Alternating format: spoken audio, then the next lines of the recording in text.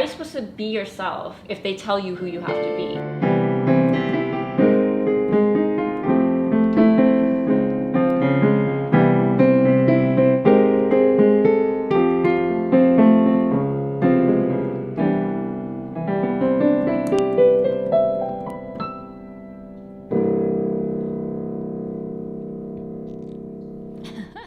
Okay, for the second video for 2019, this is a special presentation.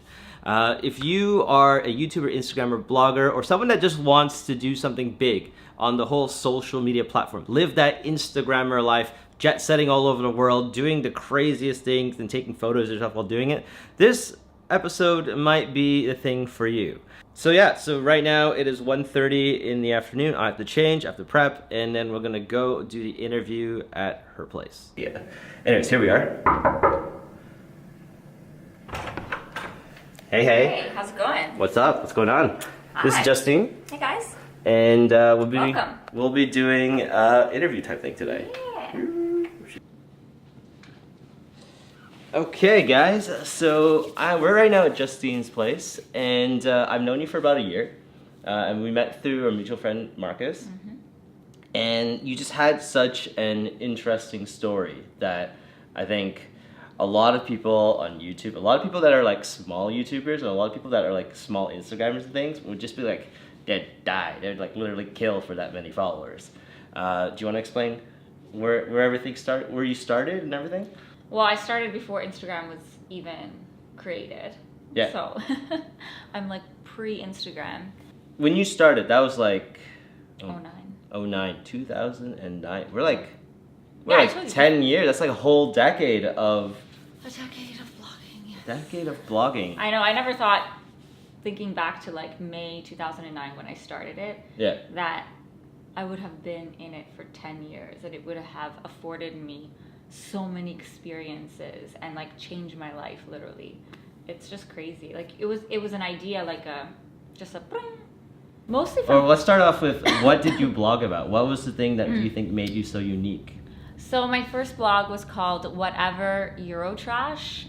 It's an idea that I had in, I would say, beginning of university. So 4 or 5 years prior to actually starting the blog, I came up with this concept. And my friend and I actually, we started the blog together, and her and I kind of workshopped this concept of being Eurotrash, because I'm Italian-Canadian by descent. And, you know, the Italian culture really figures heavily in my life, my everyday life, and I have a lot of friends from high school who grew up with the same background. And, you know, we traveled to Italy together. And so, you know, on those trips during university, we try to think about what does being Italo-Canadian mean to us, that identity. And so we created this sort of idea of being Eurotrash. I mean, it was very like of the time. It was definitely like a 21-year-old's definition of like life. But I always thought, you know, it would be so cool to have a magazine about being Eurotrash, or some kind of platform where I could speak about that identity for me. And so when I thought about starting a blog, it just made sense to call it Whatever Eurotrash 5 years later. Cool. Okay. The big thing that you did in the last year was that you decided to like just, I want to say, just drop everything. You decided to let go of the blog, let go of the Instagram, let go of... How about you explain in your words, like, what exactly happened? When did it happen? Let's start with when. When did you decide to make the move? 2016. I would say 2016 spring was really when the universe started to be like, are you going to listen? Like, Okay. but I didn't listen. What was the sign? Like, what was the sign that the universe... Shit just started going really bad. Like, shit just started going wrong, and I was focusing on the wrong things. I had the worst clients. I had just like fears, insecurities. You know, I wasn't seeing eye to eye with the people that were on my team. So I thought I need to change my team. Or I thought maybe I'll quit. Those ideas were kind of percolating. And then I kind of gave it one last shot. A friend of mine started a management company, and you know, her and I really had the same values, the same ethos. So I thought, okay, maybe this is it. Maybe if I join her company, things will be okay. And they were for a little bit, but it just wasn't my truth anymore.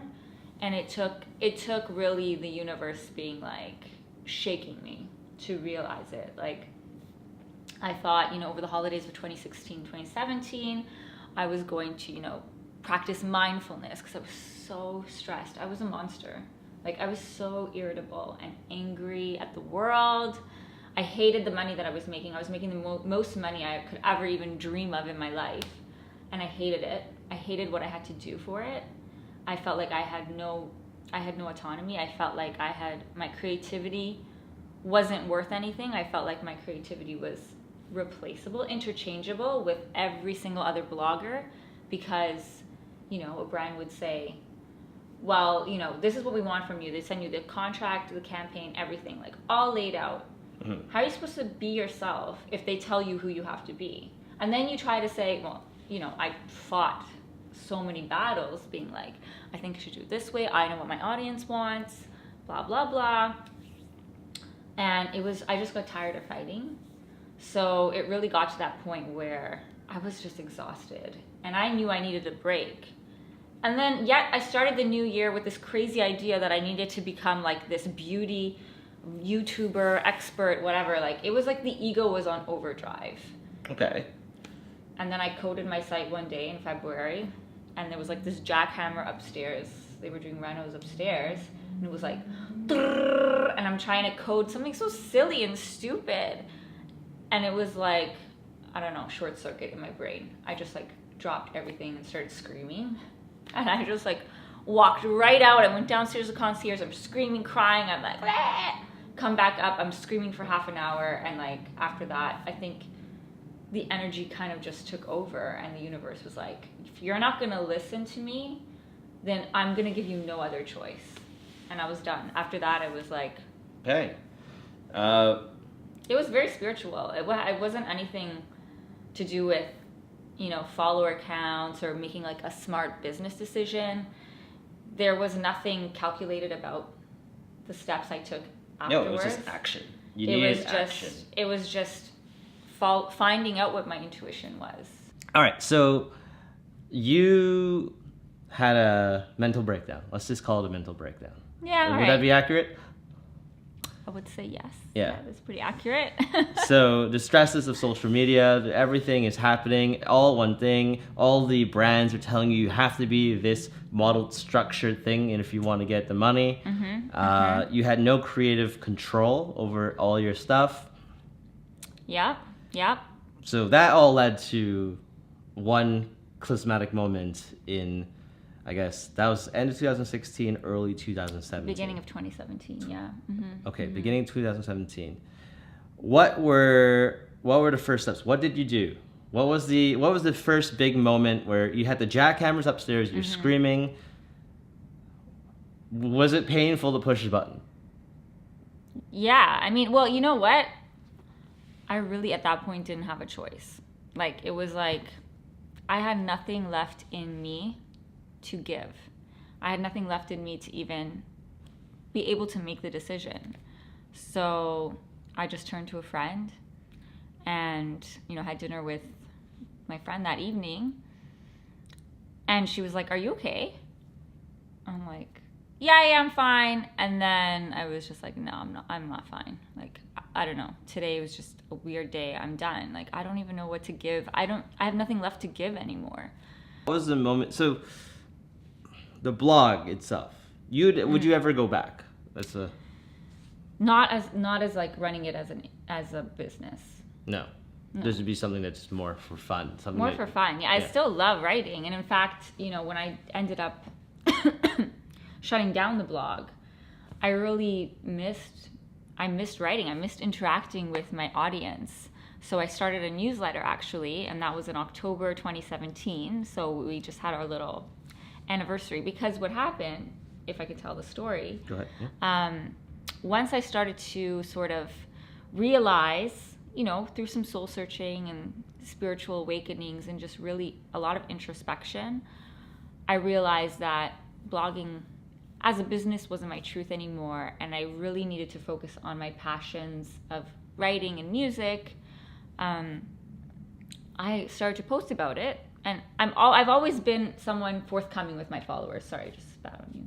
Yeah, okay. I've always been forthcoming with my followers. I've always told them exactly what was happening in my life, exactly what I was doing, for better, for worse. I'm like an open book. I can't not tell you something's happening in my life. Like I overshare. Because I feel like sometimes, if it's happening to me, someone else has to relate to it, right?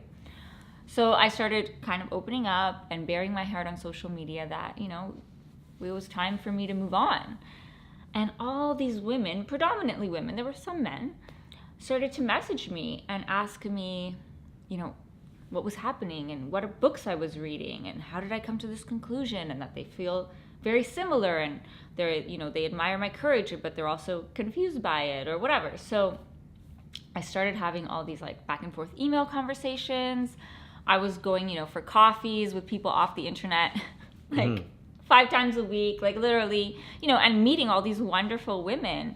But I was repeating the same story kind of every time and like telling them the books that I'm reading and all this stuff. So that's how I decided, you know what?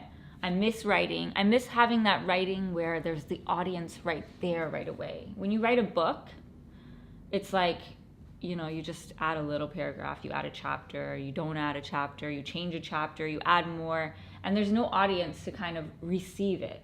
Yeah. And having a decade of that instant reception, changing pace, I kind of felt like I missed that, like just writing it in an hour and sending it out into the world.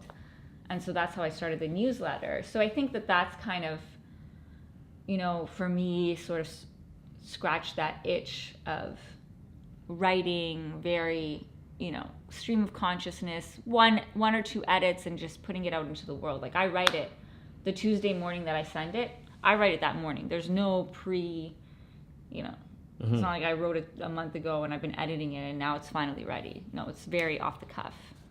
Where was I? 2000. So you have the mental breakdown in the beginning of 2017. And now we're maybe 2 years in the future. We're 2019, and there's a very similar story that has happened with a lot of other social media influencers on a lot of different platforms. I am going to name a couple YouTubers. I don't know if you're on YouTube or not. Not really. Not really. So just nod your head if you know who they are, and if you don't know who they are, just stare blankly at the camera. It's perfectly fine. So one was Ben Brown. Ben Brown had ball palsy, where half of his face was like paralyzed just because of all the stress of social media. Oh, that happened. Yeah, wow. Yeah, that happened, and he was like, it was like freaking him out. He was a daily vlogger. He did travel adventure, and then he just he had ball palsy, and his girlfriend broke up with longtime girlfriend broke up with him, and just went, and then he just disappeared off of the YouTube platform. Yeah, that's the universe. Yeah. That's literally the universe being like, hey, you gonna maybe listen? you gotta rethink what you're doing, right? Louis Cole's been daily vlogging since, I don't know, 6-7 years now. He actually films a video, puts it up every day on the YouTube platform. And last I heard, he's been having a lot of stress, and he's just completely drained. And then whenever anyone sees him, so shout out to Louis if you're watching. That is, we know that you've been all out for the last 7 years. Maybe it's time to take a break. Lily Singh. Lily Singh is the most recent one that I've heard. She's, she said that she was just emotionally drained. She's creatively drained. She's everything under the sun, and she just wants to take a step back because there's just so many people that are approaching her to get to her followers. So, as a person that has gone through this, you have 2 years of advance notice beyond all these other people that I know of. Do you have any advice for all these YouTubers, all these people on Instagram, all these people that are just blogging on social media? And advice. Well, the thing is, when, this whole idea of social media even started, we've just been sort of, I don't know, taking it as it comes. We've been making decisions without actually taking a step back to really think about the trajectory, and we have no real I don't even know what the word is, but there's no guidelines on how to be healthy on social media, which I'm writing a book about. But I think the problem is, it's like we don't have any spiritual anchors when we're doing this social media thing. And it really like augments a lot of things that are happening that are human conditions, which is like comparison or jealousy, insecurities, feeling like you're not good enough, or that, you're a failure, or other people are better than you, or, you need to be this in order to be successful. Those dynamics are hyperbolic on social media. Like, it's just amplified. And we're not equipped with the emotional, mental tools to even handle it. So it's no wonder that people are burning out. But I think also that a lot of the times it is an awakening of the consciousness. Like, it is a human condition that's happening. It happens to happen on social media for some people, but I think really it's like the universe asking you if you're willing to see the true meaning of life, if you're willing to sort of let go a little bit and evolve. Okay. So advice would be, figure out what your intention is in your life. Like, as Oprah says, what's your intention? Do you have a spiritual anchor? What's your spiritual practice? If you're not tuning into source energy, which runs through all of us, if you're not sort of letting go and letting God, not in a religious way, but in literally universal way, like, this is a source energy. We have higher consciousness. I think the human brain, like, we're capable of so much. So you kind of have to, are you willing to really go into that and find the true meaning of life? If you're willing to do that, then you'll succeed no matter whether you want to go back on social media or not. I think it's a spiritual problem. At least it was for me, and a lot of the people that I talk to definitely can agree and relate to that. Okay.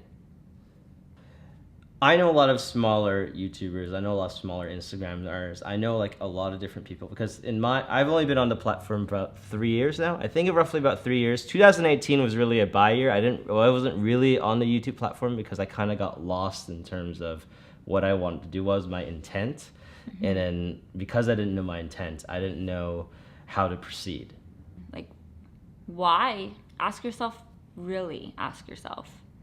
why do you want to be a blogger? And that answer has to be your anchor. And that answer can't change.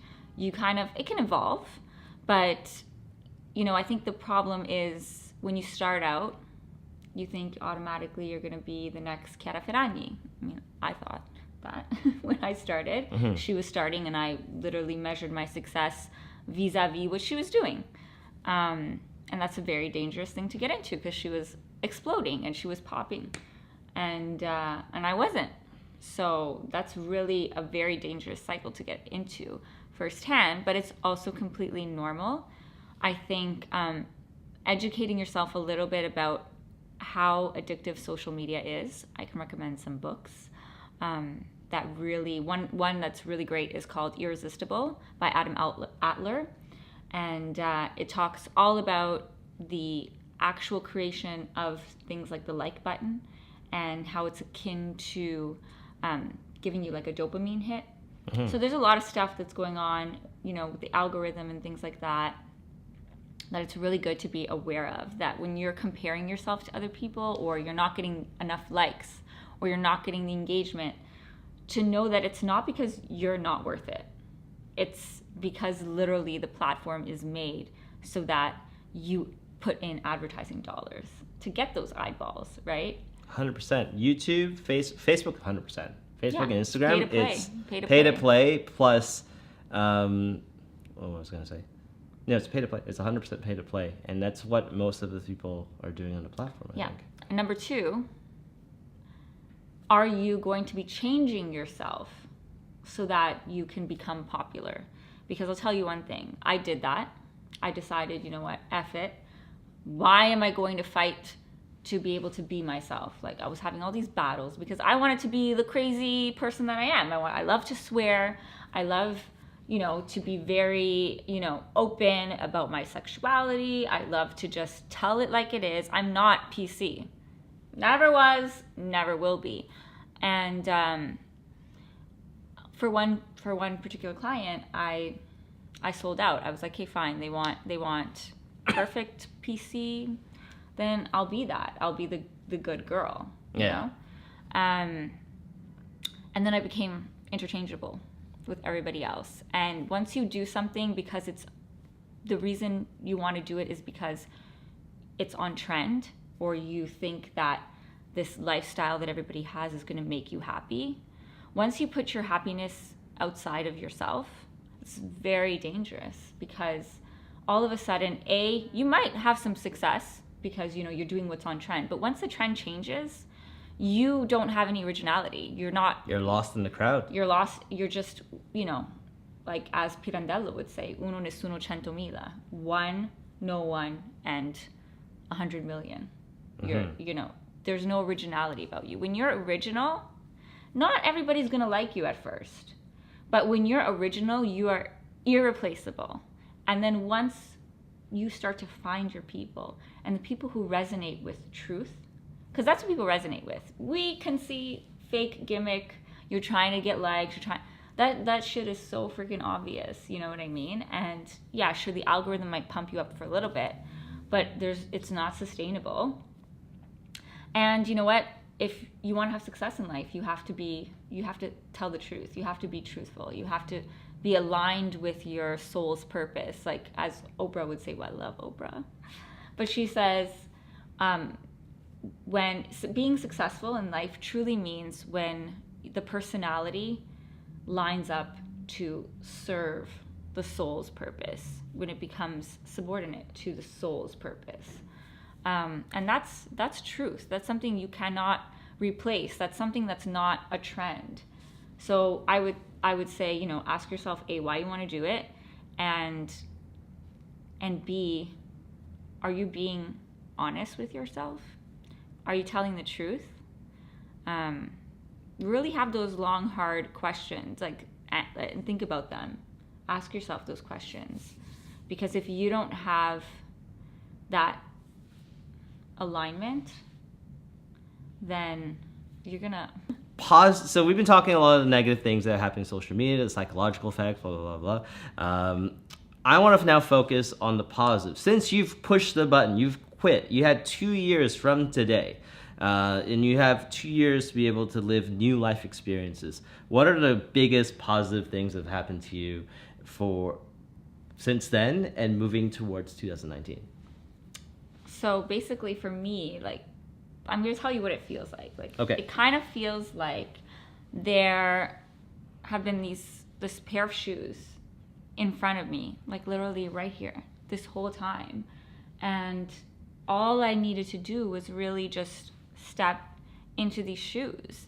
And these shoes represent truly who I am at the core, raw, Justine Iboni on this planet, living in 2018, 2019, coming up. What is that? Who is that? And it's so easy because it's literally, you don't have to try. You don't have to think about who you are. You don't have to forge an identity. You don't have to, it's fun to imagine about it, but it's not something that's foreign to me. It's just so natural. And you don't have to define it either. I felt like after I left blogging, I needed to define what I was doing. I needed to say, okay, now I'm doing music. Okay, now I'm writing a book. Okay, now I have this newsletter. Okay, now I'm gonna be, writing this other thing. And I felt like everybody else needed to figure me out. They needed to know what I was doing so that they felt more comfortable. And I realized as I slowly tried to as I made my way through all these other little titles, let's call them, mm-hmm.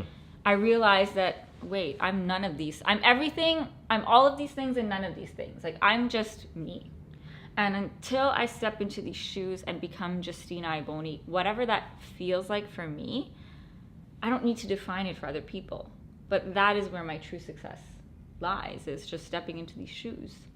And as long as I can keep doing that every morning when I wake up, my life has been freaking amazing. I feel amazing. I'm very happy. I've met so many amazing people. I've had moments of just pure love, and I'm very grateful for that. I mean, there's way more to life than just being popular on Instagram. Hell yeah. Leave a comment below, or do that whole smash the thing. I don't really like talking about those things. I feel like everyone says it. Smash what? Make sure you leave a like, make sure you comment down below, make sure you smash that like button. Now you also have to put on that notification bell, because YouTube doesn't push even your subscribers, someone doesn't push it. That's like the Oliver Jeweler style. Yeah. I hate. Bring me your silver, bring me your gold, I'll give you cash. Oh yeah. Toronto Cash reference. man. The 6 reference here. Cash man. Yeah, do all those things. Smash it. And I'll see you guys later. Peace. Okay, I think that was good. Yeah. Yeah. Yay. Yay. We're not done yet though.